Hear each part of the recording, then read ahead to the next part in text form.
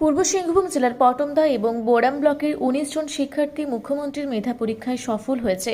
Jharkhand academic council মুখ্যমন্ত্রী মেধা পরীক্ষার ফলাফল ঘোষণা করেছে, যাতে পটমদা এবং বোরাম ব্লকের ১৯ জন শিক্ষার্থী সফল হয়েছে।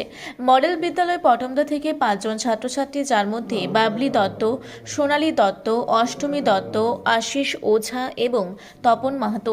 আদর্শ মধ্য বিদ্যালয় বাঙ্গুরদার ৩ ছাত্র, সাগর মিশ্র, হেমন্ত কুম্ভকার এবং কুন্দন গড়াই। আদিবাসী উচ্চ বিদ্যালয় বোরামের ২ ছাত্র, প্রিয়দর্শী সাদাঙ্গী এবং জয় সিং সর্দার। আপগ্রেডেড মধ্য বিদ্যালয় গোপালপুরে ২ ছাত্রছাত্রী, শুভম সাদাঙ্গী এবং দিয়া মিশ্র। মধ্য বিদ্যালয় কুইয়ানি থেকে রৌনক প্রামাণিক। আপগ্রেডেড মধ্য বিদ্যালয় দামোদরপুর থেকে জন্মেঞ্জয় মাহাতো। আপগ্রেডেড উচ্চ বিদ্যালয় রসিকনগর থেকে সৌরভ মাহাতো। আপগ্রেডেড মধ্য বিদ্যালয় কদমজোড়া থেকে Suprabha Mahato. SBJM public school বোরামের পূর্ণিমা মাহাতো এবং মাধ্যমিক বিদ্যালয় মাজার সম্পূর্ণ দত্ত এবং নরেন্দ্র বাস্কের।